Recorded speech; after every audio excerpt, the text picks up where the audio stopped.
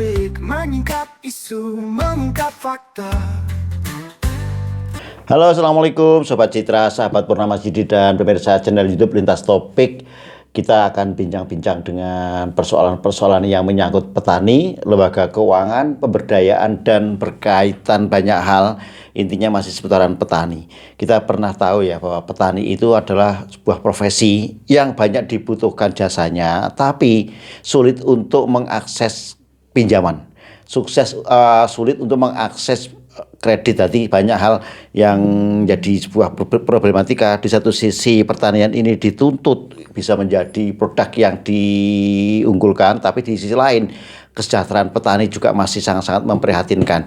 Namun ada satu lembaga keuangan di Wonosobo yang mereka sejak awal berdirinya fokus pada dunia pertanian. Ini macam kayak melawan arus ya selama ini, bahwa lembaga keuangan cari aman. Yang penting dananya nggak macet, jalan usahanya berkembang. Tapi lembaga keuangan ini, Kredit Union Lestari, tahun ini sudah menginjak usia ke-26. Jadi kita akan bincang-bincang dengan Mas Aji Prasetyanto, manajer CU Lestari yang sudah hadir di Lintas Topik. Halo, selamat siang Pak Manajer. Selamat siang Mas Agus.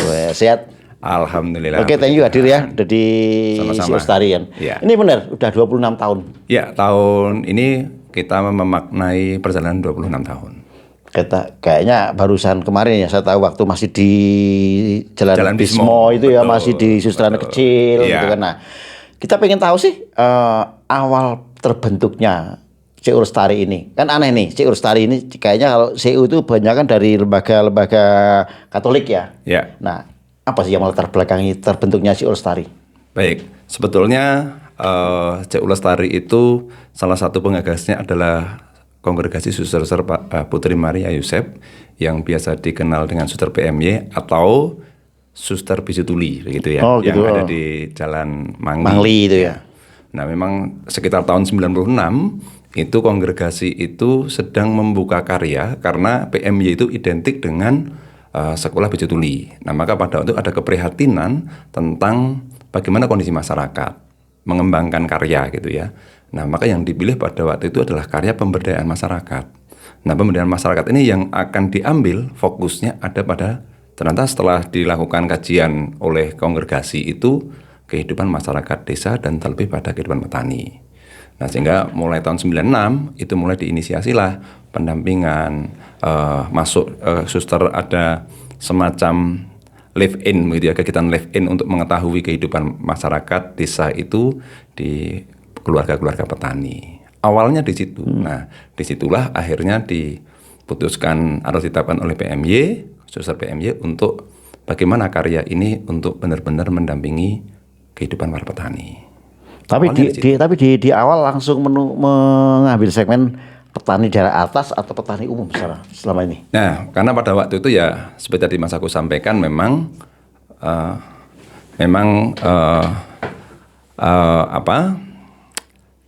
bahwa kehidupan petani itu Mas Agus menyampaikan bahwa CU itu, Kredit Union itu identik dengan gereja Katolik gitu ya. Nah, karena memang sebetulnya hanya secara gerakan, karena gerakan CU itu adalah gerakan internasional yang kebetulan saja masuk ke Indonesia ini dibawa oleh seorang pastor kan begitu. Ini historisnya kan di situ aja.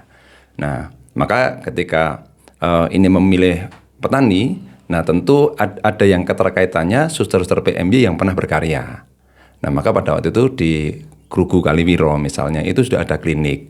Nah, maka itu diperdalam. Oh kan iya. Ada klinik kesehatan begitu ya. Saya ingat 96 itu ada pertanian organik di Grugu ya. Iya. Nah, maka pintu masuknya pada waktu itu adalah melalui pertanian organik itu. Nah, ini pada waktu itu kan itu juga isu-isu yang era-era tahun itu kan sangat seksi begitu ya. Mohon maaf saya menggunakan diksi seksi. 96 gitu ya. Sampai 2000-an seksi banget istilahnya. Ya.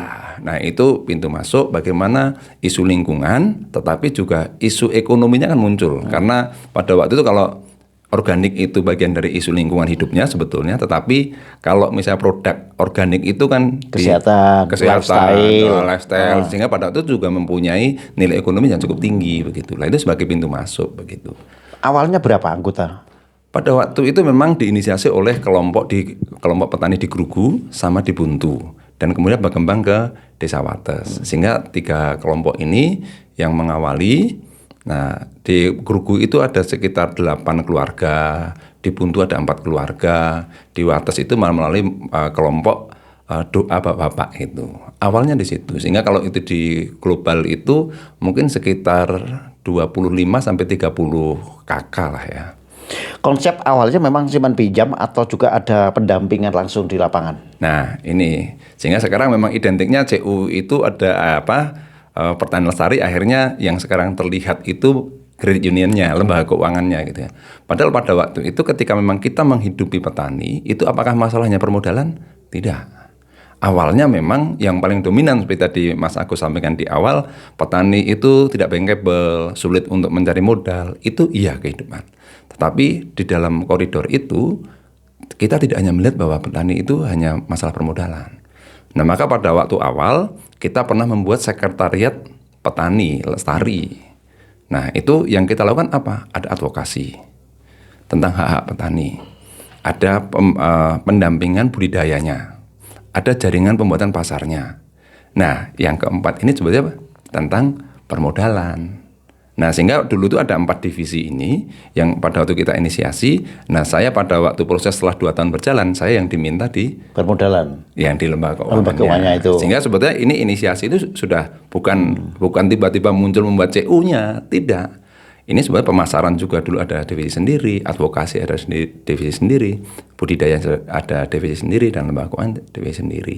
Nah, kebetulan saya yang diminta untuk di lembaga keuangannya. Tapi 3 divisi lain masih jalan nggak sampai sekarang? Nah, itulah dinamika petani itu kadang nggak mudah. Nah, buka ini, itu. Ini, dinamika di lapangannya seperti apa? Dinamika gitu ini kan? yang cukup menarik nanti menjadi bagaimana sih sebetulnya kehidupan petani itu yang kenapa kita sampai hari ini masih concern. Ya karena memang ada keprihatinan yang dulu pernah kami rasakan dan kami lihat itu, puji Tuhan sampai hari ini menurut kami masih kami hidupi betul begitu. Nah, bagaimana dinamika? Misalnya saya lebih fokus pada historis CU Lestari gitu ya. Kan memang CU Lestari itu ada 4 keprihatinan sebetulnya. Supaya nanti kita melihatnya utuh gitu Mas Agus ya. Keprihatinan yang pertama pada waktu itu muncul itu adalah memang kehidupan petani.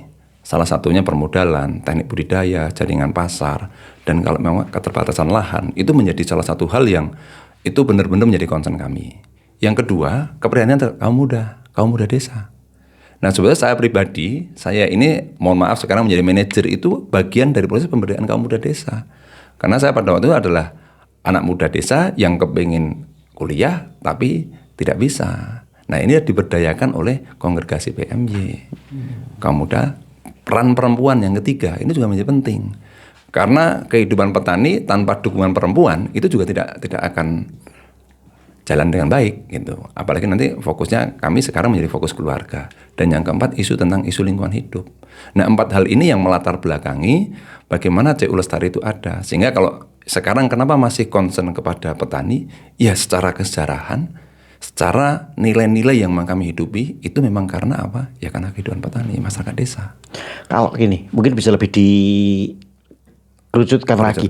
Pendampingan yang selama ini sudah dilakukan itu seperti apa? Terus advokasi yang pernah dijalankan gitu Mas Haji. Oke. Nah, maka dengan melihat kondisi itu, coba yang kami lakukan itu apa? Tentu kami dari lembaga CU sebagai lembaga keuangan, saya yang diberi tanggung jawab oleh pengurus dalam hal ini, saya mencoba melihat kondisi itu dengan menggali strategi.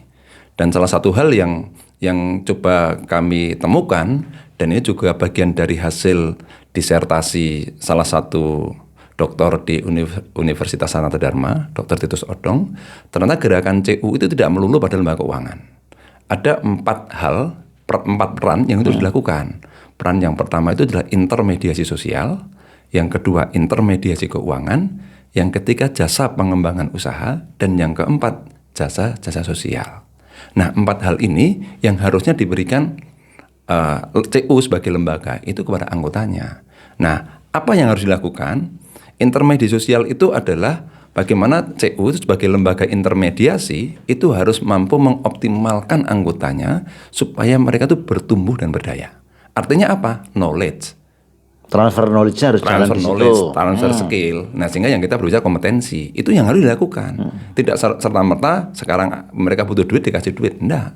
Ini yang harus digarap dulu. Maka intermediasi sosial menjadi intermediasi yang pertama. Begitu. Baru setelah itu tentu di intermediasi keuangan. Intermediasi keuangan bagaimana pengelolaan, bagaimana perencanaan, itu yang harus dilakukan. Penggunaan, sehingga kita berbicara tentang financial literacy gitu ya. Baru yang ketiga, jasa pengembangan usaha. Karena biar bagaimanapun sumber pendapatan itu diperoleh ketika memang usaha itu dijalankan. Nah, baru yang keempat, itu jasa sosial. Ini sebagai sebuah karakter, salah satu karakteristik gerakan CO adalah berbicara tentang nilai-nilai sosial. Nah, keempat hal ini yang kita lakukan. Sebagai lembaga keuangan harusnya, sebagai CU harusnya begitu. Nah, maka dengan empat intermediasi itu yang kami lakukan sekarang apa? Kami menggunakan pendekatan layanan integrasi. Layanan integrasi bentuknya apa? Kami awali dengan menggunakan profiling. Sebelum nanti pada pendampingan. Profiling ya. petaninya? Ya, kami profiling keluarga-keluarga petani. Sehingga salah satu anggota, misalnya bapaknya sudah menjadi anggota CU, kami hadir di keluarganya. Kita bantu profiling. Nah, profiling ini adalah untuk apa? Untuk mengetahui, memotret kan, kondisi anggotanya seperti apa. Nah, nanti ini akan menentukan pendampingan seperti apa. Nah, dalam profiling ini apa hal yang kita lakukan? Yang pertama, kami ingin memastikan setiap keluarga anggota CU itu punya perencanaan keluarga. Misalnya tentang bagaimana rencana keluarga itu, tentang pendidikan anaknya, tentang kesehatan keluarganya, tentang hari tuanya akan bagaimana. Itu hal-hal yang tentang kehidupan, misalnya sudah punya rumah atau belum. Ini hal-hal yang mendasar, ini yang kami pastikan terlebih dahulu. Pilar pertama, kami memastikan perencanaan keluarga. Pilar yang kedua apa? Kami ingin mengoptimalkan sumber-sumber daya yang dimiliki oleh keluarga. Ada sumber daya manusianya itu harus kita optimalkan, atau sumber daya aset lain yang itu memang bisa dioptimalkan. Misalnya petani itu ada lahan yang mungkin itu belum bisa optimal. Itu nanti akan kita garap juga. Yang ketiga sekarang upaya peningkatan income. Baru yang keempat, 3 hal ini harus mampu menjadi kebiasaan. Nah, ini pilar yang keempat kami menyebutnya adalah membangun budaya baik.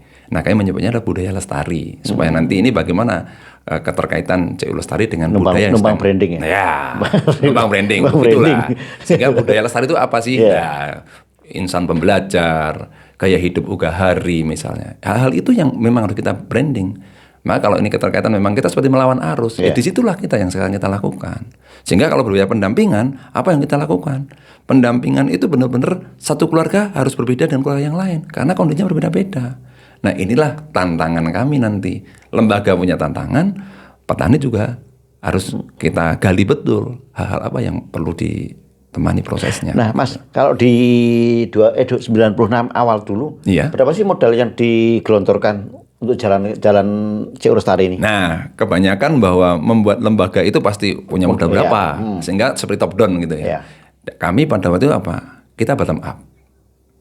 Momentum ketika pada waktu 98 itu adalah krisis, disitulah sebenarnya momentum kami untuk membangun kepercayaan. Nah, di situ secara historis kebetulan pada waktu itu ada satu keluarga yang habis panen itu menitipkan uangnya di Suster. Nah, karena kan orang desa ya, pada waktu masih belum kenal dengan perbankan begitu. Kan waktu itu juga belum ada BMT, lembaga keuangan mikro nggak ada kan? Betul. Nah, disitulah. Nah, oleh Suster pada waktu itu akhirnya dengan 4 divisi itu, oh ini bagian divisi yang perlu diinisiasi. Sehingga ini sebetulnya awalnya mungkin juga belum dikonsep dengan betul, tapi melihat perkembangannya semacam itu. Itu yang pertama, modal dari petani ketika menitipkan uang. Tapi berikutnya apa? Kita menggunakan setiap kali pertemuan, setiap minggu kita hanya menyimpan Rp250. Saat itu? Iya. Rp250 per minggu. Per orang? Per minggu. Ya, artinya ketika ini sebulan, berarti kan Rp1.000. Ya. Rp1.000 pada waktu itu. Nah, ketika proses awal itu saya belum masuk di situ, Mas Agus. Nah, saya baru masuk memang di tahun 99. Nah, ketika itu sudah mulai penataan, bagaimana sih uang yang iuran Rp1.000 ini harus ditata, disikapi. Nah, sehingga pada waktu itu terus akhirnya beberapa uang tabungan petani hasil panen itu. Pada waktu 99 saya mulai bergabung di situ, itu seluruh tabungan yang dikumpulkan dengan 4 kelompok tani pada waktu itu 80 juta. Totalnya? Iya. Masih sedikit ya saat itu ya? Iya, ya itulah. Itu memang menjadi modal awal, neraca awal kami membuat CU itu tahun 99 itu. Kalau dari 8 juta. kongregasi nggak ada suntikan modal Nggak ada awal dong. gitu. Iya, nggak ada. Tapi bagaimana misalnya saya dididik, saya dikirim untuk ikut pelatihan, itu kongregasi yang terlibat. Oh gitu. Iya. Lah Mas Asi, segmen apa namanya petani ya, binaan itu kan juga beragam. Ya, Ya, ada yang Muslim, di atas Muslim. Betul. Ada juga yang non Muslim seperti itu. Nah, Ya. ada nggak kecanggungan nggak atau lagi gini masyarakat Muslim ya. Oh ini kok lembaga keuangan punya gereja. Nah itu seperti itu. Tantangannya apa saat itu? ya, awal mohon maaf itu isu kristenisasi. Saya menggunakan diksi itu ya, mohon maaf ya. Itu memang agak kuat. Oh, Agak Cik kuat. Lestari itu tujuannya untuk kristenisasi ya, itu. karena kan yang membawa seorang suster gitu ya. Akhirnya itu muncul. Tetapi dalam hal itu yang kita lakukan apa? Ya kita memang harus hadir untuk memberi penjelasan. Bersaksi langsung bahwa apa kita itu Katolik, kita mau mengkristenkan mereka, tidak. Nah, kenapa kita harus hadir di situ? Nah, sehingga sebetulnya berbicara tentang layanan itu adalah layanan kehadiran saja kita di situ. Kita menjelaskan. Itu tantangan awal. Tantangan awalnya. Berapa lama kehadiran si Lestari bisa diterima? Ya, mohon maaf. Apakah sekarang itu juga stigma itu tidak ada? Masih. Masih ada sampai sekarang? Tetap ada. Bahwa masih ada stigma bahwa CU itu adalah lembaga yang dimiliki orang Katolik. Itu masih ada. Tapi padahal kalau kita melihat data, sekarang jumlah anggota CU itu sekitar 7.800. 7.800 sana ya. Itu mungkin Katoliknya hanya 20%. Iya, mayoritas Muslim. Oh, iya. Mayoritas Muslim. Apalagi yang petani atas ya. Iya. Iya. Kan kalau di Kabupaten Wonosobo yang ada Katoliknya kan ya di Buntu, di Grugu, Iya. di seputar Wonosobo gitu kan. Sehingga sangat kecil begitu. Mas, lah tapi kalau misalnya gini, lembaga keuangan yang lain itu kan lebih cenderung udah nih nasabah datang pengajuan pinjaman dengan survei, pokoknya apalagi kita kenal nih, Ya. udah ACC gitu kan. Ternyata apa yang dilakukan si Lestari beda dong, lebih mengedepankan tidak hanya aspek-aspek pengajuan semata, tapi ada 3 komponen lain tadi itu kan. Iya, betul. Itu menjadi dasar bagi Cik Lestari untuk mengabulkan pinjaman atau gimana?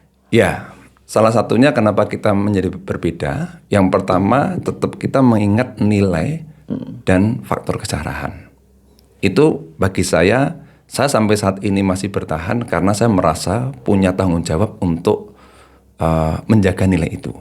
Kesejarahan itu tolong dijaga betul. Yeah. Itu yang pertama. Kalau berbicara tentang strategi marketing, justru ini yang coba saya bangun sebagai sebuah branding baru. Diferensiasinya ada di sini. Mohon maaf misalnya bagaimana lembaga keuangan perbankan dengan non your customer. Nah, non your customer-nya itu harus kita lakukan dalam bentuk apa sih? Itu apa, Mas? Ya bagaimana sih lembaga keuangan itu mengetahui nasabahnya kan gitu. Yeah. Non your customer bagaimana lebih paham gitu kan. Tapi kan lebih pada pemahaman tentang transaksionalnya gitu kan. Uangnya ini harus lari dari mana, datang dari mana, digunakan untuk apa, lebih di situ. Nah, kami non your customer-nya itu, non your member gitu. Kami member ya, tidak ada customer ya. Itu yang coba kami lebih perdalam begitu. Nah, inilah sebetulnya kalau sekarang berbicara tentang sekarang bisnisnya CU itu sebetulnya apa? Core bisnisnya kan Core apa bisnisnya gitu kan? justru sekarang saya adalah bagaimana layanan itu sebagai sebuah bisnis. Nah, saya secara pribadi baru mencoba mempelajari CU ini sebagai social enterprise gitu ya, kewirausahaan sosial gitu. Nah, ini yang memang mungkin akan menjadi berbeda karena kebanyakan pasti ketika saya ketemu dengan banyak teman-teman ya pasti tanya asetnya berapa, omsetnya berapa, pendapatannya berapa gitu. Kadang sekarang saya balik, berapa jumlah anggota yang sekarang hidupnya mulai lebih baik? Berapa sih anggota yang mulai terentaskan dalam kehidupannya? Itu yang sekarang mulai kita balik. Karena bagi saya aset itu adalah ketika anggota-anggota itu yang kita berdayakan itu, mereka punya kemampuan secara keuangan, loyalitas sudah kita bangun, pasti aset lembaga akan naik. Nah, itu yang tadi kita bicarakan kan bagaimana bagaimana merubah culture, berubah kesejahteraan. Petani itu kan non bankable. Betul. Awalnya berjudi nggak ketika masuk ke situ? Ini di mana-mana kan petani itu agak sulit mendapatkan kepercayaan lembaga keuangan. Ya. Semacam kayak perjudian nggak sih? Ya, tinggal kita harus melihat dari sisi apa ya. Karena kalau sekali lagi bahwa ini sebagai sebuah komitmen, saya kira ini harus dilihat sebagai hal yang positif. Tapi kalau memang kita dilihat sebagai sebuah bisnis, ya memang itu sebagai sebuah resiko. Saya belum menyampaikan sebagai sebuah judi, resiko. Ya karena memang apa? Ya usaha di pertanian itu kan sangat dipengaruhi oleh banyak faktor. Nah, kami mulai masuk yang perlu kita kelola itu apa? Ya faktor di petaninya dulu. Tentunya misalnya apa? Kemampuan budidaya, manajemen usahanya harus bagaimana? Bagaimana pengelolaan keuangannya? Itu yang harus kita kelola. Karena kalau misalnya seperti bagaimana musim, bagaimana cuaca, bagaimana harga pasar, itu sebetulnya sudah di luar kendalinya petani sebetulnya. Begitu. Nah, disinilah sebenarnya peran CU yang harus ada di situ gitu.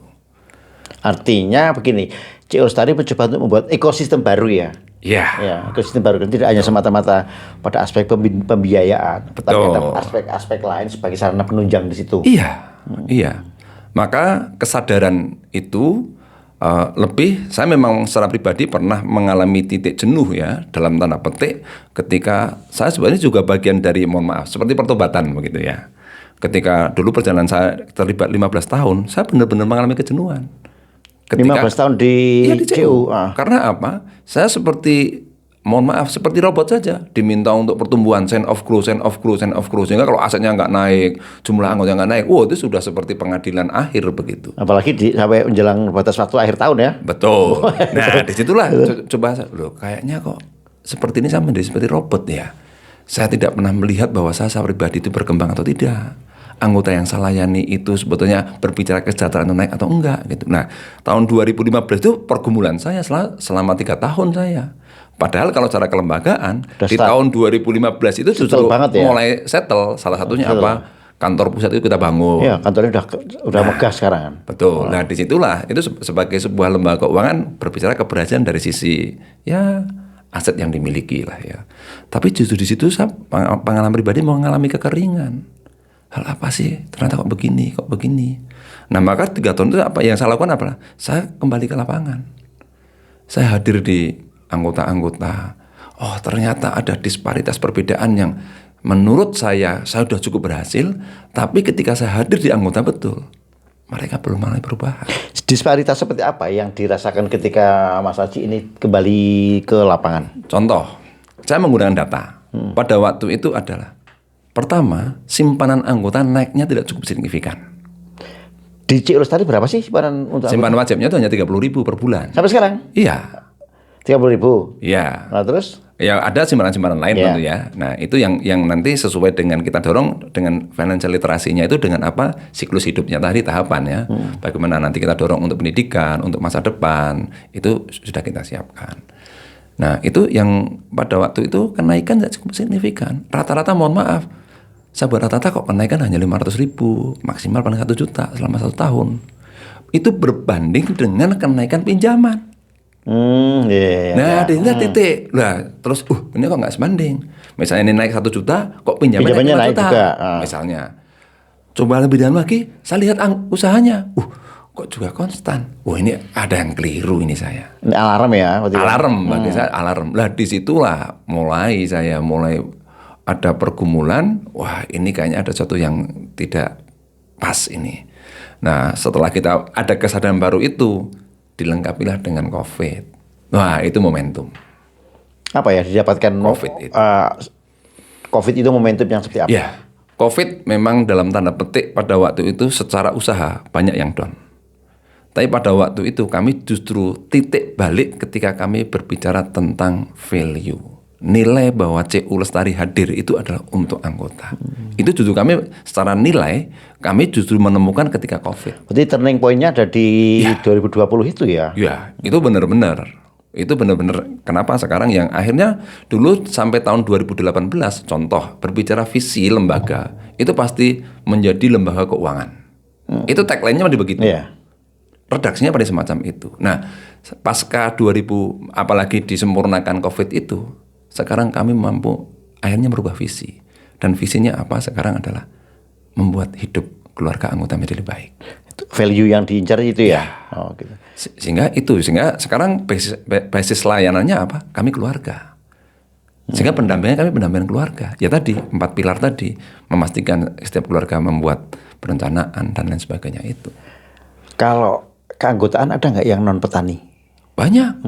Misalnya gini, saya nih bukan petani terus pengen daftar ke C Lestari boleh. gitu bisa. Boleh, sangat boleh. Karena selama ini kan yang kita sampaikan kan Ya. branding C Lestari ya pendampingan Betul. petani seperti itu. Kan. Betul. Lah kalau tentang finansial literasi apa yang dilakukan? Sementara kita tahu lah kehidupan petani atau kultur-kultur di kita ya jalan ngalir kayak gitu kan. Terus C Lestari hadir dengan nilai-nilai baru seperti finansial literasi. Literasinya seperti apa? Oke. Nah, maka sebelum kita berbicara keuangan, yang kita lakukan apa? Kita memastikan dulu, mohon maaf, banyak keluarga-keluarga yang ketika hadir ke anggota, kami hadir ke anggota itu, kita tanya bagaimana perencanaan. Pasti mereka itu menjawab, kami nggak punya rencana, mengalir saja. Nah, ketika mengalir saja itu dipastikan tidak ada perencanaan dan bagaimana kami akan berbicara tentang keuangan. Nah, sehingga keuangan itu menjadi instrumen untuk kita menata perencanaan keluarganya justru. Nah, itu yang kita lakukan. Yang paling mendasar yang kita lakukan tentang financial literasi adalah apa? Misalnya kita budaya menabung. Memberi penjelasan. Karena menabung pun masih ada konsep yang keliru menurut saya adalah yang penting menyisihkan. Itu bagi kami belum menabung. Berarti sisa ya? Ya kan sisa. Sisa ya? Bukan Harusnya di awal ya? Perencanaan. Oh, saya menyisihkan ini tujuannya untuk apa? Berapa persen itu menabung. Tapi kalau ini hanya sisa, saya sisihkan. Nanti kalau ada kebutuhan tak ambil, belum menabung itu namanya. Nah, pemahaman-pemahaman itu yang coba kita lakukan dari awal. Itu hal mendasar dulu. Sulit gak sih? Oh ya sulit. Membedakan kebutuhan dan keinginan aja, mungkin bagi kita aja masih agak kesulitan ya. Itu yang kadang menjadi materi-materi kami dengan ada role play di situ ya. Kita kadang membuat perencanaan dan kita temani betul. Itu yang kita lakukan. Berbicara tentang Terus tentang pendampingan itu langsung ke lapangan? ya. Artinya ketika anggota sudah kita profiling, nanti sudah akhirnya ada rekomendasi dari tim pendampingan gitu ya. Akhirnya nanti ini bagian dari membangun komitmen. Membuat sebuah komunitas nggak mas? Kelompok-kelompok itu atau Ya. atau ke personal petaninya? Nah, strateginya ada dua, Mas Agus. Yang pertama itu adalah saya menggunakan strategi pendekatan komunitas. Ya. Jadi sampai saat ini sudah terbangun 53 komunitas. Terbanyak di mana? Ini tersebar. Jadi ada di Kabupaten Temanggung. Karena kebetulan kita kan punya kantor di Ngatirjo. C Lestari nggak hanya di Wonosobo nih? Wonosobo ada 4 kantor. Terus di Temanggung 1. Nggak, wilayah garapannya nggak cuma di Wonosobo kan? Enggak, Jawa Tengah. Kami izinnya Jawa Tengah. Sehingga di Klaten ada 2, Temanggung ada 1, Purbalingga ada 1, dan di Wonosobo ada 4. Nah, itu kami tersebar. Hampir setiap kantor TP kami menyebutnya kantor tempat pelayanan itu pasti ada komunitas-komunitasnya. Itu yang kita gunakan untuk bagaimana ketika menginformasikan hal-hal besar tentang strategi, tentang bagaimana visi lembaga, itu menggunakan pendekatan komunitas. Komunitas yang di situ kita untuk menyemai nilai-nilai gitu ya. Tapi kalau nanti berkaitan dengan bagaimana pendampingan, kami personal. Pendidikannya menjadi pendidikan personal begitu. Oh, kalau yang komunitas edukasi Secara umum. Betul. Tapi kalau nanti berbicara pendampingan kan beda-beda masalahnya. Sumber dayanya berbeda. Nah, disitulah nanti kami menggunakan pendekatan pendampingan berbasis keluarga. Mas, dengan pola-pola baru yang dilakukan oleh C Lestari ini, NPL-nya gimana? Nah, berbicara NPL, ini menarik ya. Karena pasti berbicara lembaga keuangan pasti. Iya, meninggal pas dari itu kan? Ya. Nah, maka yang kita lakukan adalah saya selalu menekankan begini. Kita melihat NPL itu sebagai masalah atau ini sebagai kondisi yang harus disikapi dengan baik, tantangan. Ini kan berbeda. Kalau ini menjadi masalah, pasti nanti bagaimana kita membangun relasi dengan anggota sudah tidak baik. Tapi kalau ini tantangannya adalah ini akan menjadi pilihan strategi ke depan menjadi seperti apa begitu. Itu yang pertama. Sehingga menempatkan NPL itu sebagai apa dulu itu penting.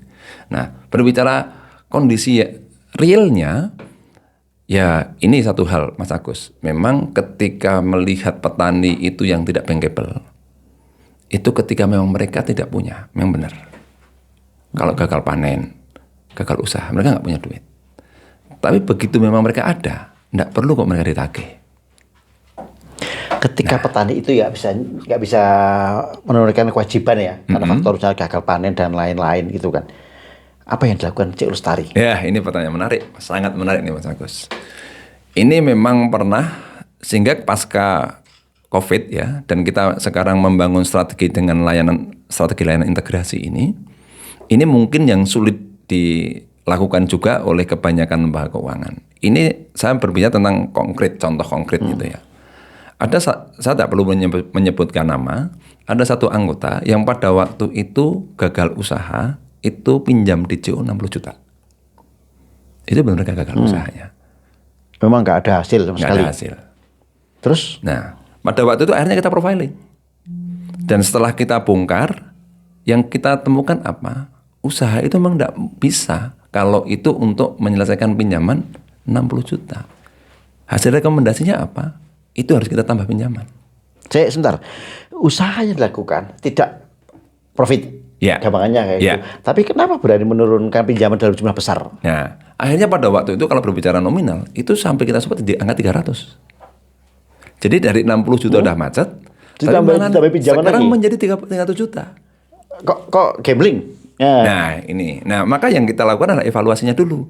Ketika dulu kita berikan angka 60 juta, karena pada waktu itu kami masih melihat bahwa ini sebagai lembaga keuangan murni.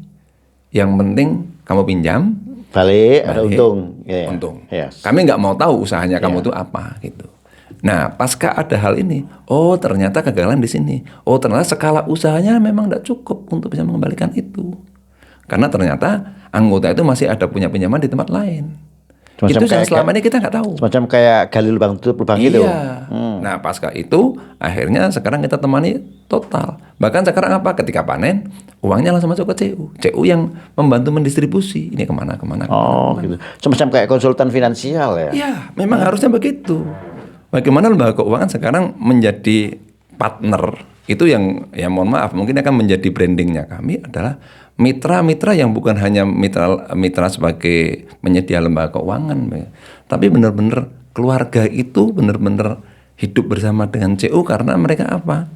Ya semua terlayani di situ gitu. Seperti one stop service Iya. gitu ya. Dan mereka mungkin nggak khawatir ya ketika misalnya amit-amit nih produk panenan hasil panenannya gagal seperti terus nanti ada sanksi ataupun taruhlah parani debt collector. Nah, kayak gitu loh. Betul, betul. Itu yang kita lakukan. Bahkan misalnya, karena tadi berbicara petani, contoh petani gitu ya. Awal-awal memang banyak petani tembakau. Sehingga kita menghidupi betul petani tembakau itu masalahnya apa. Pada waktu itu misalnya berbicara tentang jaringan pasar tembakau. Itu banyak keluhan bahwa tembakau itu rantainya terlalu panjang. Ada namanya tengkulak ini, juragan ini, baru nanti ke pabrikan gitu ya. Sehingga pada waktu itu kita urai bagaimana sih sebetulnya supaya petani itu bisa menghasilkan tidak terlalu banyak. Ya salah satu solusinya apa Pak Aji? Salah satunya adalah kita harus punya KTA, kartu tanda anggota masuk ke gudang. Contoh gudang garam atau jarum gitu ya. Itu kita inisiasi tahun 2021. Sehingga hasil panen tembakau ini kita kumpulkan dan langsung kita setorkan ke sana melalui anggota yang punya KTA. Oh, Terus untuk efisiensinya apa? Pada waktu itu misalnya keranjang tembakau, tahu ya Mas Agus ya. Itu kan kalau beli sendiri kan mahal pasti ya. Akhirnya kita diakumulasi apa dikumulatif itu ya. Pembelian kolektif. Wah itu kami strategi ini sempat kami di demo. Karena banyak pedagang-pedagang. Ini tantangan-tantangan yang kadang itu dulu di luar prediksi kami. Karena kami sebenarnya kan ini memotong banyak pihak gitu kan. Nah maka dari sisi saya sempat pada waktu itu saya dipanggil Kasat Reskrim itu di Polsek Ngatirjo gitu untuk dimintai klarifikasi karena ada 2 mobil demo ke kantor begitu. Ini benar-benar contoh konkret yang kami alami. Nah di situ hal-hal apa sih yang sampai kami ketahui semacam itu. Sekarang yang sayur pun juga sama. Petani kentang juga kita lakukan. Masalahmu apa? Oh kami butuh bibit baru, butuh bibit yang baik. Ya sekarang kita buat inisiasi ada pembibitan kentang, demplot. Bagaimana sih supaya itu? Nah ini kan di samping nanti tersedia bibit kentang yang baik, ini membuka peluang usaha baru. Nah itu yang kejelian-kejelian yang harus coba kita bangun gitu. Maka kalau tadi saya sampaikan, saya ingin mewujudkan bahwa CU sebagai social enterprise tadi. Ketika masih ada keluarga, CU pasti masih akan ada. Karena keluarga itu pasti ada masalah-masalah gitu. Masih ada harapan yang harus diwujudkan. Nah disitulah bisnisnya CU menurut saya. Lah pendampingan kan terus dilakukan dengan berbagai versi ya, tergantung misalnya petani ini komoditas A nggak mungkin dong disamakan dengan komoditas B pendampingannya. Betul. Seperti itu. Tantangannya apa tadi sempat katanya dari pihak luar juga ada tentangan bukan? Betul. Nah apa aja sih sebetulnya yang selama ini sudah dialami? Ya tantangan internal dulu ya. Tentu yang pertama kali itu adalah menyampaikan persepsi. Merubah paradigma bahwa CU itu dulu dominan dengan lembaga keuangan. Sekarang saya menambahkan CU di samping lembaga keuangan sebagai lembaga pemberdayaan. Itu nggak mudah. Ini tantangan internal ya. Memberi pemahaman kepada pengurus, pengawas, jajaran manajemen, itu nggak mudah. Itu yang pertama. Yang kedua, ketika sudah mulai masuk ke dalam koridor pendampingan, itu adalah berbicara kompetensi. Mohon maaf, bahwa memang CU Lestari ini dari sisi staffing, jajaran manajemen, karena kita komitmen untuk pemberdayaan kaum muda desa, rata-rata kita apa? SMA. Staffnya? Iya, rata-rata SMA. Nah, tapi bagaimana ini memang tantangan Karena kami. peningkatan skill kapasitas gimana? Nah, maka ada program-program pendidikan pelatihan yang dilakukan oleh gerakan CU ya, yang terkoordinasi di Induk Koperasi Kredit Indonesia, Inkopdit begitu ya. Itu bagian dari hal-hal yang coba kami lakukan. Tapi yang paling mudah adalah model-model seperti yang dulu penggagas founding father-nya ini, Suster PMY ini adalah kita dan live in. Kita tuh hadir bersama dan mereka. Di situ banyak pembelajaran. Tinggal bagaimana kita merefleksikan. Dan nanti ketika memang ada masalah-masalah macam membangun jaringan keluar, lah disitulah lembaga yang harus mengakomodir gitu. Saya pribadi itu bukan petani. Ya memang saya anak petani. Maka contoh ketika sama mendampingi petani, saya harus hidup menjadi petani. Itu penting. Itu nilai. Itu menjadi serapan ilmu untuk ini ya, Iya. untuk staff Betul. Lestari ya. Betul. Maka ya itu harus menjadi patron juga. Apalagi mohon maaf saya sebagai manajer, leader di situ, saya harus juga di samping kemampuan strategis saya juga harus memberi keteladanan. Nah makanya saya lakukan apa? Ketika mendampingi petani, saya harus hidup menjadi seorang petani.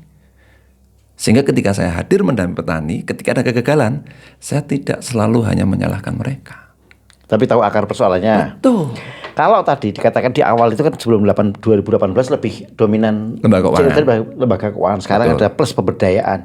Ada nggak nih misalnya pilot project yang dikembangkan CU Lestari sehingga bisa menjadi sebuah laboratorium bagi teman-teman nasabah ini? Ya, secara pribadi idealnya memang CU sebagai sebuah lembaga itu punya ada semacam dana untuk ini pengembangan begitu ya. Tapi ini memang masih kami inisiasi.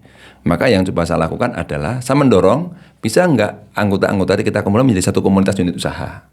Salah satu yang sudah terbentuk itu adalah komunitas kelompok Parahita. Apa itu Mas? Parahita ini sebagai kelompok anak-anak muda yang ada di Desa Wates, tempat saya lahir di sana, itu membentuk satu komunitas usaha bersama. Usaha Parahita. bersama. Parahita Young Farmer namanya itu Keren ya. banget wih. Ya. Berarti yang buntu ya.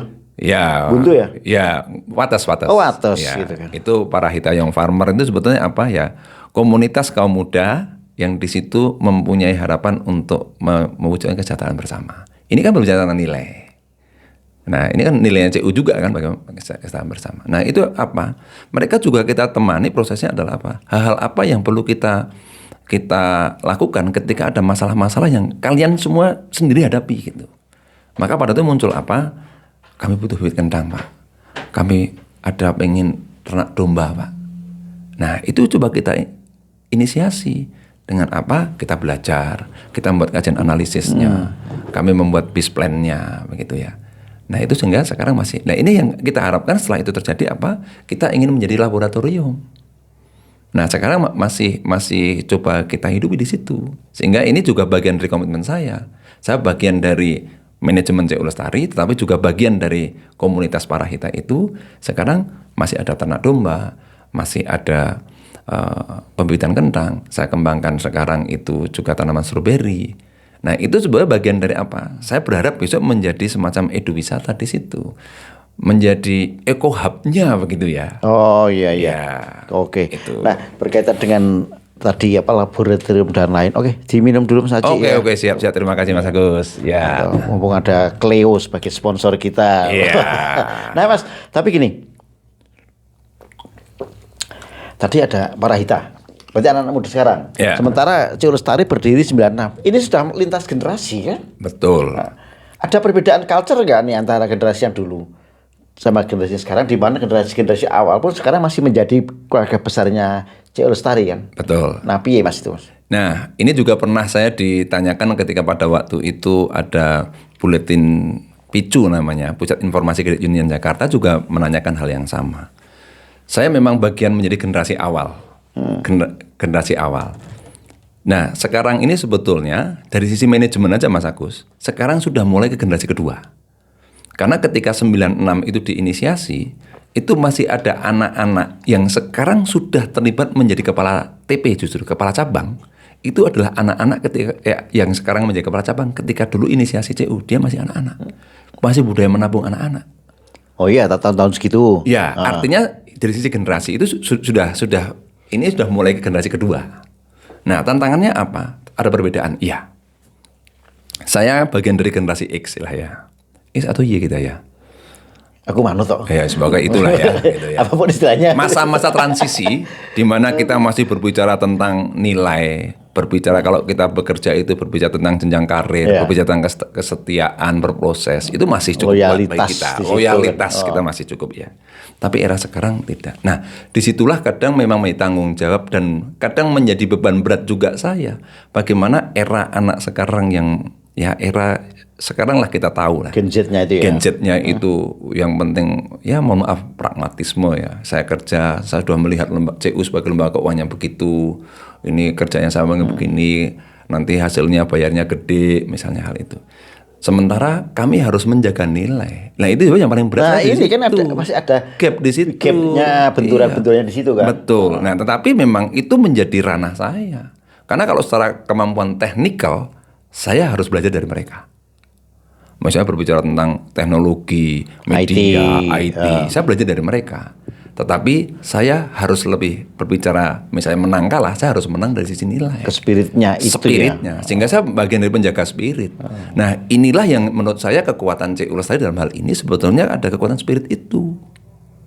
Bukan pada keuangannya. Kami malah justru sekarang menempatkan bisa nggak suatu saat keuangannya justru menjadi dampak saja atas layanan yang kita berikan. Mungkin logikanya masih agak sulit dipahami begitu ya. Ini ada nggak kekhawatiran bergeser pemahaman yang tadinya lembaga keuangan sebagai lembaga sosial? Tadi kan dibilang bahwa jadi pengen menciptakan social entrepreneur gitu kan. Nah, ketika pergeseran nilai seperti itu, Mas. Nah, ini social enterprise tadi, kewirausahaan sosial yang coba. Ini sebenarnya saya melihat sosial itu sebagai sebuah budaya besar gitu ya. Keluarga itu sebagai komunitas sosialnya gitu ya. Bukan sebagai lembaga sosialnya gitu ya. Nah ini saya kira penting. Nah karena kalau nanti CU itu hanya akan dilihat sebagai lembaga sosial, itu artinya pemahamannya menjadi keliru. Karena CU sebagai lembaga keuangan itu harus profit. Iya. Saya juga sebagai manajer harus memastikan bahwa lembaga itu harus profit. Tapi atas profit itu bagaimana distribusinya, untuk apa pengembangan? Oh lebih ke distribusinya ya. Iya. Sebagai sebuah lembaga keuangan, Iya. Dituntut kewajiban profit. Harus ya? profit. Kalau harus nggak profit ya gimana? Gitu kan. Tapi manfaat setelah itu seperti apa? Betul. Artinya misalnya kebanyakan CU kan bagian dari koperasi gitu ya, karena masih tergabung di Kementerian Koperasi. Rata-rata misalnya, secara umum saja mohon maaf, berbicara akhir tahun, begitu RAT yang ditanyakan apa? SHU. SHU dapat berapa gitu. Nah, padahal bagi kami sedang mengupayakan hasil itu bukannya SHU. SHU jauh lebih kecil dibandingkan manfaat. Nah, makanya misalnya apa? SHU ku kecil, boleh nggak apa-apa. Tetapi manfaatnya saya banyak. Contoh, ketika ada pendidikan kami diikutkan, kapasitas keluarga kami mulai naik. Ada proteksi atas pinjaman ketika anggota itu pinjam jadi proteksi. Sehingga ketika ada anggota pinjam dan meninggal itu ahli waris tidak perlu menanggung. Ini kan manfaat-manfaat.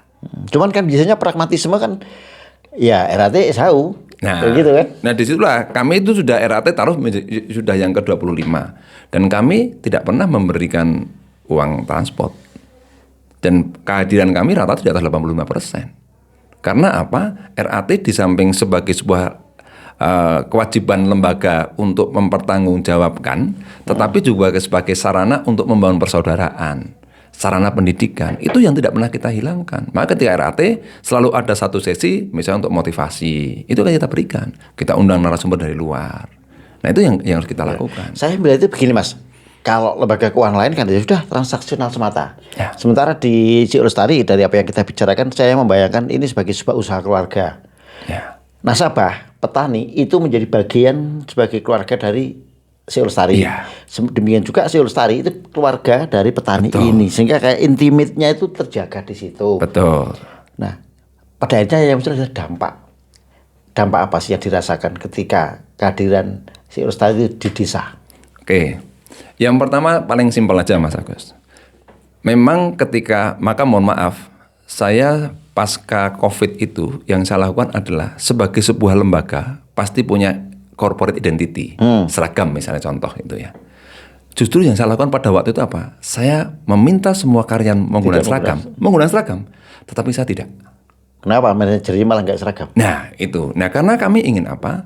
Ini adalah ketika kita hadir di masyarakat desa dan kita berseragam, mereka tuh yang pertama sudah mengalami ketakutan. Oh, diparani bawa seragam ya? Ya, apalagi seragam sepatunya klimis gitu ya, itu udah. Nah, saya mencoba merubah paradigma itu dan ketika itu saya lakukan, akhirnya apa? Pak, banyak kesaksian, Pak kami lebih tenang ketika hadir tidak berseragam. Itu kami mau cerita tuh bebas, tidak ada beban. Itu Nggak ada contoh. barrier ya ketika dia nggak seragam ya? Betul, itu. Maka Kenapa ya Mas? ya kan pasti akan ada beban-beban gitu ya? psikologis. Wah itu kok didatangi tetangganya nanti akan begitu. Tapi kalau tahu. tidak Ya, ada ya, ya. identity itu, Bertamu biasa gitu bertamu ya. biasa. Nah disitulah karena yang kita lakukan apa? Kami ingin menggali, memprofiling kan kita harus dekat dengan mereka. Itu yang kita lakukan. Nah pasca itu dampaknya apa? Kami punya relasi yang sangat kuat. Bahkan sekarang secara pribadi HP saya tuh dulu jarang sekali berbunyi oleh anggota. Sekarang itu kadang jam 11 malam ada yang WA. Juga pinjaman. Iya, enggak. Pak, kapan datang ke rumah? Oh iya, say Saya hello ingin ngobrol. gitu ya, Saya sharing-sharing ini ada gitu ya. masalah. Saya ini ada harapan begini, Pak. Kapan datang? Artinya mulai terbangun intimitas itu. Dan sekarang sudah tidak ada lagi ketika saya datang mereka malu. Enggak ada. Justru ketika saya enggak datang mereka berharap. Nah ini adalah satu hal yang saya kira lompatan-lompatan semacam ini meskipun ini dilihat sebagai sebuah hal yang kayak gitu aja sebagai sebuah prestasi. Tapi paling tidak yang ingin kami peroleh saat ini adalah loyalitas bersama dengan anggota dulu. Karena kalau itu sudah terjadi Mas, ya tadi NPL itu nggak akan terjadi lagi. Oh, karena iki keluarga dewi gitu kan tanya gitu. Betul. Masih berapa persen Mas generasi pertama anggota-anggota yang dulu bertahan sampai sekarang? Ya ini memang kalau data saya belum begitu ya, tetapi rata-rata yang pendiri itu keluarnya karena mohon maaf tutup usia. Oh gitu. Terus diteruskan Ya, keluarga. sekarang justru sudah mulai mengenerasi karena memang strategi kami adalah bagaimana keanggotaan ini dalam satu keluarga harus anggota semua gitu. Sehingga ini memang bagian dari harapannya adalah CU Lestari besok menjadi lembaga yang dimiliki oleh masyarakat desa. Jadi itu memang itu yang harus kami. Basicnya tetap desa ya. Ya, Nah tadi CU Lestari kan mencoba untuk membuat culture, membuat keluarga itu memiliki semacam kayak plan. Ya. Taruhlah gampangnya aja, keuangan kalian itu mau seperti apa? Betul. Itu kan sudah dimulai edukasi seperti itu. Betul. Kayak apa hasilnya Mas? Ya, ada beberapa sekarang maka ada pola-pola kesaksian gitu ya. Sekarang ya saya belum menyampaikan sudah banyak gitu. Dalam arti dari 7.800 itu yang sudah kita profiling itu sudah ada sekitar 1.000. Memang kita belum banyak, tetapi itu sudah kami buat dalam strategi bisnis kami sampai tahun 2030. Artinya 2030 itu kami merencanakan seluruh anggota sudah terprofiling. Nah, kami bertahap setiap tahun ini bagaimana sampai 2030 semua anggota sudah terprofiling. Nah, tetapi boleh kami memberikan kesaksian itu sudah ada di atas 10 keluarga yang benar-benar sudah berubah sekarang. Misalnya tadi yang punya pinjaman 60 juta itu sekarang mohon maaf, income itu per 2 bulan sekali itu paling tidak sudah di atas 30-40 juta. Itu petani apa? Itu peternak ayam. Oh peternak ayam. Ya. Dan pinjamannya lancar sekarang. Oke, perubahan seperti itu berarti lewat edukasi terus yang dilakukan oleh CU Lestari ini. Kami sampai hari ini setiap minggu kami monitoring, kami hadir ke tempat on the spot betul. Ya.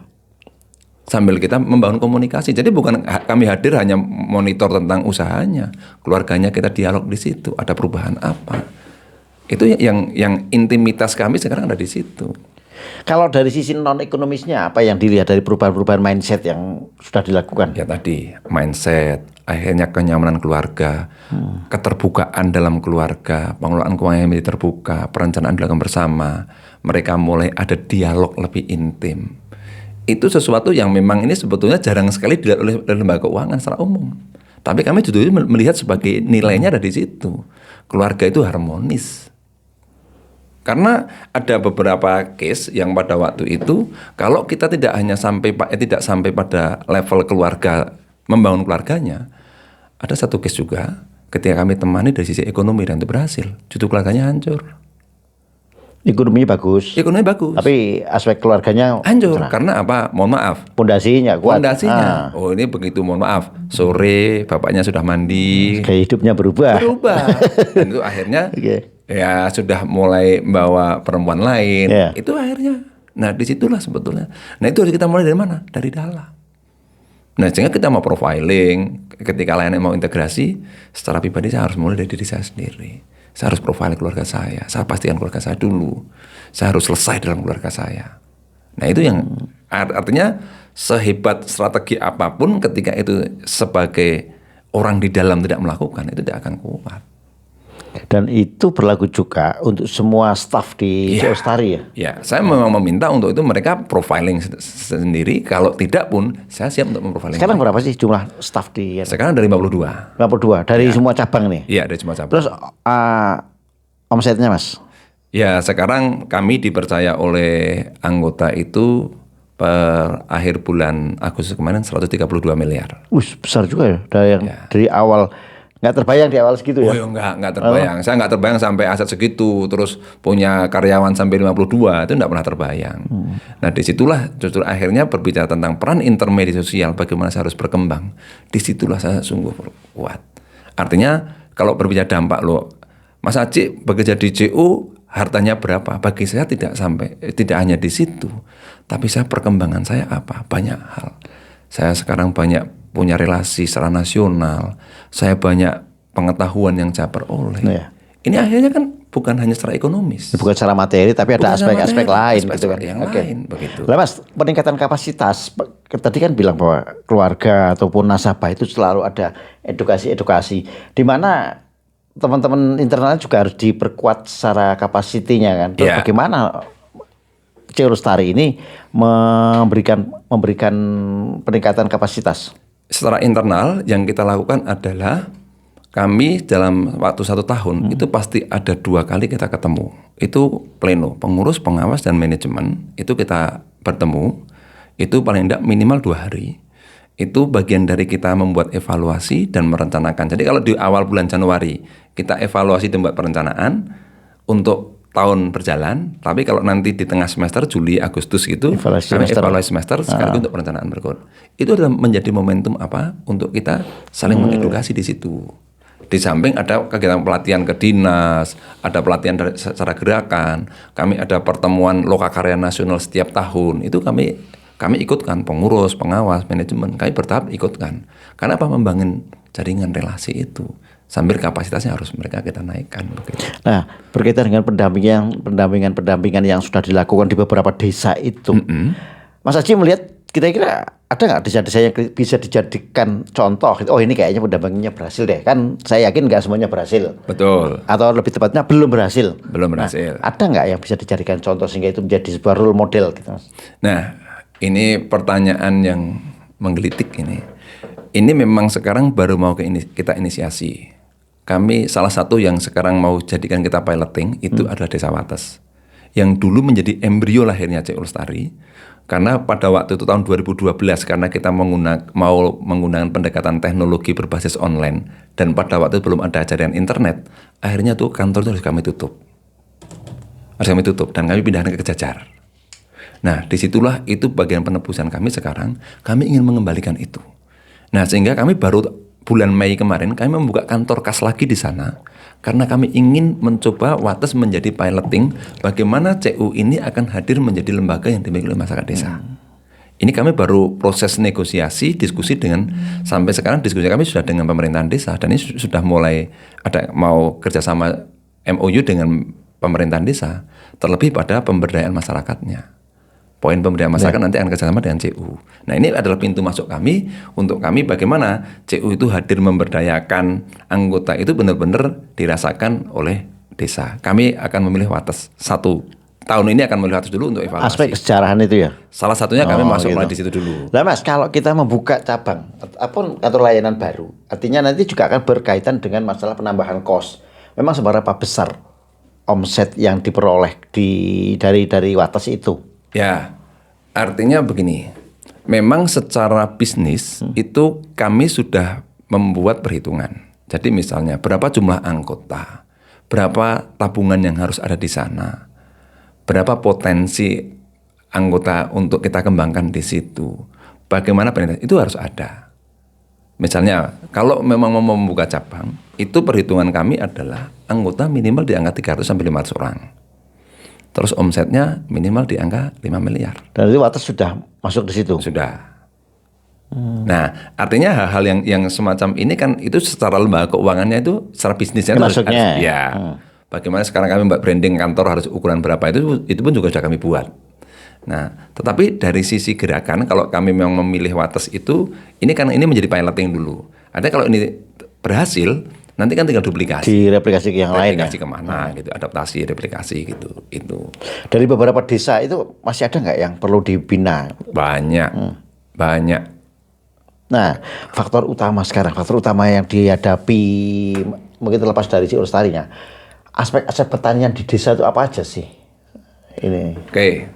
Yang pertama, ini pengalaman saya loh Mas Agus ya, kami dalam arti kita mendampingi. Itu adalah membawa pada perubahan paradigma dan pola pikir. Itu pertama. Karena sekarang generasi petaninya sudah mulai generasi ke anaknya kan. Ini kan nggak mudah. Apalagi dari sisi tingkat kesuburan tanah, bagaimana geografisnya sudah mulai agak rusak, misalnya semacam itu ya. Terus luas lahan semakin sempit. Nah, itu kan tantangan-tantangan begitu ya. Itu dari sisi tantangan itu menjadi sangat dominan dari sisi paradigma itu. Belum, ini sektor pertaniannya dulu ya. Belum misalnya biaya produksi semakin naik. Tidak ada kepastian dari sisi harga jual. Saprotannya kadang ya kita tahu persis lah. Kemarin ada pupuk subsidi tiba-tiba dialihkan dan lain sebagainya. Itu mempengaruhi banyak. Itu lebih ke policy. Policy, kan? betul. Tapi itu berdampak betul. Tantangan-tantangan ada di situ. Karena begitu misalnya itu tidak diperoleh, biaya produksinya naik. Biaya produksi naik, dampaknya kemana? CU sebagai lembaga keuangan harus menyediakan dana CU menjadi lebih tinggi. Karena ini kan menjadi begitu ke policy-nya itu berubah, ini pasti kami akan berdampak begitu kan. Nah, hal yang semacam itu belum edukasi tentang bagaimana supaya anggota itu punya kemampuan, skill budidaya yang baik. Mohon maaf, masih banyak petani. Nah, itu Mas. Ganti-ganti generasi. Tapi dengan pola-pola tanam, pola budidaya yang ada sekarang seperti apa? Mereka sudah mengalami peningkatan atau justru stuck? Ya, saya boleh melihat ada beberapa wilayah yang mulai berubah. Tetapi ada yang masih mindsetnya, paradigmanya, misalnya paradigma lama. Pokoknya nek ora mbako ora misalnya. Ora kentang ora. Ora kentang ya ora gitu. Nah, kadang memang saya membawa perubahan itu harus saya terlibat di sana sambil saya ajak evaluasi untuk bisa ya akal kritisnya itu harus kita lakukan, tidak hanya nggak boleh ini, nggak boleh ini, nggak. Tapi kadang ada alasan-alasan yang bisa buktikan ya di situ. Betul. Berapa lama mereka bisanya ada perubahan paradigma? Saya nggak bisa menjanjikan Mas Agus. Yang sudah dilakukan itu. Ya karena sekarang misalnya saya mulai pasca COVID lah ya. Ini udah hampir 5 tahun itu ya. Apakah semua petani sudah berubah? Yang sudah kita temani proses itu berubah? Belum. Maka ini bagi saya tak infinito. Pekerjaannya tidak akan pernah berakhir. Kalau dihitung itu berapa persen Mas? Capaian progresnya? Misalnya sekarang dari 1.000 anggota yang sudah kita profiling aja lah. Mungkin kita belum ada 10%. 100-an anggota yang baru berubah gitu ya? Iya. Itu baru dari mindset. Belum nanti mereka mau melakukan atau tidak. kalau mau dilihat indikatornya, ini paham, tapi belum mau melakukan. Iya. Itu Capek nggak ketika melakukan kegiatan besar tapi hasilnya belum terlihat, sementara di sisi lain sebagai sebuah lembaga keuangan tetap dituntut oleh profit. betul. Ini yang memang berat itu di situ, Mas. Maka saya di internal itu saya bagi. Jadi ada yang bergerak di bisnisnya dalam hal ini sebagai keuangan, ada yang pemberdayaan. Nah, karena pemberdayaan ini memang nggak mudah, maka kesepakatan internal kami adalah saya yang di pemberdayaan. Sehingga ada yang ngurusi di kredit. Tapi memang tidak mudah. Kalau ini dipisah pun, karena memang dua hal ini tidak bisa dipisah. Pemberdayaan ini berhasil, pastinya berpengaruh. Ini kan sudah menjadi sebuah ekosistem yang satu betul. kan. Hanya memang saat ini karena pemberdayaan itu pasti membutuhkan waktu yang cukup lama, kadang belum bisa dilihat dari sisi hasil secara keuangan. Nah, inilah sekarang itu kadang dilematisnya ada di situ. Seandainya memang ini, maka saya sangat terbuka bagaimana ketika ada situasi semacam ini, saya kolaborasi itu menjadi penting. Maka misalnya kadang saya sering kunjungan atau misalnya kita minta kerjasama dengan Dinas Pertanian, yuk kita kolaborasi. Karena sebetulnya ini kan bagian hal. Saya hanya berpikir sederhananya adalah saya punya masa. Ya. Ini mereka punya masalah, punya harapan. Bisa nggak sih kolaborasi? Tapi kadang, mohon maaf, ini kadang yang masih sulit untuk kita temukan. Nah, partnership yang sudah dilakukan dengan siapa aja, Mas? Nah, sekarang ya akhirnya yang kita lakukan, misalnya kita identifikasi potensi yang dimiliki oleh anggota. Misalnya tadi pembibitan kentang, kebetulan ada anggota yang punya keahlian di situ, akhirnya kami minta. Misalnya begitu. Ada yang budaya Brambang yang itu secara pengalamannya itu memang benar-benar jarang sekali gagal, itu yang kita minta sebagai narasumber misalnya. Sehingga kami masih banyak menggunakan internal semacam itu. Nah, ini bagian dari optimalisasi sumber daya yang kita miliki secara internal begitu. Apa yang dilakukan oleh CU Lestari ini kan juga ada irisan dengan apa yang dilakukan oleh pemerintah misalnya. Betul. Sekarang supporting dari pemerintah seperti apa? Biar terjadi sinergitas antara CU Lestari sebagai lembaga keuangan dengan pemerintah. Ya, ada beberapa hal ya. Memang ya karena kalau ini mohon maaf lingkupnya Wonosobo begitu, kita memang ada kedekatan dengan Dinas Koperasi Kabupaten Wonosobo. Bahkan kalau saya berbicara dengan relasi komunikasi dengan Dinas Kabupaten Wonosobo sangat baik. Artinya misalnya Dinas Kabupaten ada hal-hal, ada kunjungan dan mereka itu mau ada kunjungan lapangan, itu sangat terbuka dengan kami. Dan saya pun juga sering diminta untuk sharing terkait dengan misalnya ada pelatihan apa. Itu akhirnya bagi saya itu adalah dukungan. Nah, pernah juga satu kesempatan saya dialog dengan Pak Bupati, Pak Sekda, dan saya menceritakan tentang bagaimana profiling yang kita lakukan. Sebetulnya itu juga menarik. Beliau menyampaikan Pak Sekda, wah ini menarik ini. Tetapi kadang ya mungkin karena kesibukan dan karena kami masih melalui proses yang sangat kecil itu belum begitu dilirik gitu ya. Artinya dampaknya akan seperti apa? Karena sebetulnya secara umum strateginya kami juga ingin terlibat dalam indikator SDGs gitu kan, Sustainability Development Goals-nya itu gitu kan. Sebenarnya kalau itu memang kita bisa masuk di situ, ya kita dan pemerintah kan dengan sangat terbuka, enak sekali masuknya. Kita menjadi partner pemerintah juga di situ gitu ya. Saya melihatnya kan begini juga, ada dua peran yang dijalankan tadi kan sebagai sebuah lembaga keuangan, tentunya itu jelas profit di atas segalanya. Kemudian sebagai sebuah lembaga pemberdayaan, ini menjadi ruh dari NGO. Betul. Di situ kan. Betul. Nah, apalagi ketika Mas Asyid tadi bilang pengen masuk di dalam rangkaian SDGs seperti itu. Betul. Pemda sendiri kan ada program-program seperti itu, Mas. Iya. Apa nggak bisa ngakses yang nanti imbasnya bisa dirasakan para nasabah? Ya saya sih menyampaikan bukan berarti nggak ada ya, tetapi mungkin belum ada semacam kesepakatan bersama begitu ya. Penyamaan visi mungkin. Penyamaan visi. Saya pun juga belum pernah secara terbuka mengajak untuk ini gitu ya. Artinya saya menyampaikan terbuka ya baru kali ini ya. Mungkin dalam podcast ini menjadi sangat terbuka bagi saya gitu ya. Artinya kami terbuka untuk itu. Karena bagi kami CU tidak bisa berdiri sendiri. Karena yang kita lakukan ini adalah membangun masyarakat. Kita ingin berkontribusi membangun masyarakat begitu. Artinya mohon maaf jangan dipersempit bahwa CU hanya sebagai sebuah lembaga yang itu jualan uang, mohon maaf. Karena sebetulnya jauh lebih besar kami ingin hadir di situ gitu kan. Nah, cuma kesempatan-kesempatan itu yang kadang memang masih agak sulit untuk kita ciptakan begitu ya. Kalau targetnya apa Mas nanti? Taruhlah sekitar 5 tahun ke depan bagi Cik Lestari ini. Ya, bagi kami dalam sampai 2030 minimal adalah pribadi-pribadi atau keluarga-keluarga yang sudah menjadi bagian dari Cik Lestari ada perubahan hidupnya. Baik itu dari sisi ekonomi maupun dari sisi keluarganya. Karena kami sekarang muaranya harus kepada keluarga. Ada database misalnya kayak tadi disampaikan yang pernah kredit 60 juta macet terus diberikan tambahan kredit ternyata sekarang dengan hasil yang lumayan udah layak gitu kan. Iya. Ada database nggak anggota-anggota yang sukses seperti itu Mas? Iya, kami sekarang sedang membuat database itu. Harus kami dokumentasikan. Artinya itu bisa menjadi sebuah role model kan? Iya. Sehingga kalau kita mau bicara ini contoh, ini contoh jelas.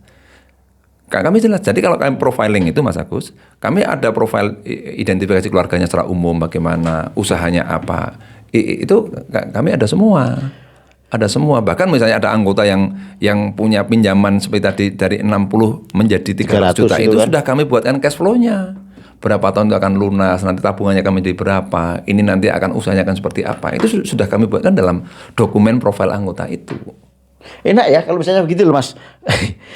Aku pinjam nih, ya kan? Ini mau tak gunakan seperti apa? Ya. Terus nanti Cik Lestari membuatkan semacam kayak roadmap-nya, cash flow-nya seperti ini. Terus nanti barangkali nanti SWOT-nya juga di situ ada ya. Iya. Tapi itu belum bisa dilaksanakan sepenuhnya. Kami mendorong itu, tapi belum semua anggota ketika kita mau dampingi, dalam tanda dampingi itu mereka mau. Karena apa? Mereka merasa CU kok campur tangan lebih dalam. Itu paradigma yang gak gampang gitu kan. Terus, karena kami hanya meminta keterbukaan saja. Dasarnya keterbukaan dulu. Jadi kayak gitu ya. Aku pinjam misalnya 1 juta nih. Betul. Cik Lestari terus minta gue peternakan. Iya. Kira-kira ini lunasnya berapa? Durasi tenornya berapa? 5 tahun. Iya. Kalau 5 tahun berarti progresnya seperti ini, arahnya bisnis seperti ini. Betul. Nah, kalau itu bahkan nanti menentukan tenor itu sesuai dengan kapasitas usahanya. Oh, jangan 5 tahun. Tambahinnya. Ini bisa 6 tahun atau gitu mungkin ya. bisa 3 tahun. Sesuai dengan bagaimana analisis usaha yang kita ciptakan bersama-sama itu. Ya, semoga aja nanti bisa dilaksanakan semua ya, karena memang merubah paradigma, merubah mindset masyarakat itu sulit. Betul. Tapi apapun itu akan lebih sulit kalau tidak melakukan. Betul. Ya kan? Nah, Betul. gitu. Ternyata obrolan kita lumayan panjang nih Mas Haji ya toh. Atau Waduh, kita terasa ini. bikin sesi kedua nih. Oh, boleh. Sesi yang lain Sesi gitu yang ya. lain ini karena kalau kita bicara masalah pemberdayaan ini baru dengan satu lembaga loh. Apalagi kalau hadir di sini 2-3 lembaga, wah boleh. Saya kira kalau itu ada semacam komparasi begitu ya. Itu komparasi strategi akhirnya nanti. Ini kan yang kita baru ajak bicara Cik Lestari, seperti juga Mas Haji tadi baru di podcast lintas topik gitu kan. Iya. Banyak kok yang di forum lain belum ngomongnya di lintas topik gitu kan. Nggak tahu nih minta karena dikulik. Betul, silakan dikulik lebih dalam. Saya tuh senang. Kalau saya selalu strategi kami hajar habis deh, silakan begitu. Ini baru pemulaan Mas. Pemulaan boleh. Ya. Oke ya, Mas Haji terima kasih kehadirannya di lintas topik. Sukses terus untuk Cik Lestari dan jangan pernah capek untuk melakukan sebuah pemberdayaan. Siap. Bukan karena masyarakat Indonesia ini memang butuh sentuhan-sentuhan dari orang-orang yang peduli. Siap. Tidak hanya sekedar masalah aspek-aspek keuntungan finansial, tapi di situ ada aspek-aspek pengabdian untuk masyarakat. Gitu. Salam untuk semuanya Mas Haji ya. Terima kasih Mas Agus, sama-sama. Saya juga terima kasih karena sudah boleh berbagi di lintas topik itu ya. Semoga sharing kami meskipun ya begini adanya, tapi kami tetap minta dukungan, doa supaya kami secara internal dimampukan untuk tetap menjaga konsistensi komitmen kami dalam rangka memberikan pelayanan kepada masyarakat. Amin. Gitu kan. Oke, Pak Citra dan sahabat Warna Masjidi serta pemirsa channel YouTube Lintas Topik. Ternyata dunia pertanian mengasihkan ketika ada sebuah lembaga yang peduli. Pertanian tidak akan lemah lagi. Pertanian tidak akan berada dalam kondisi-kondisi yang tidak berdaya. Tapi bagaimana pendekatan perubahan paradigma itu tidak bisa dilepaskan dari yang namanya pendampingan.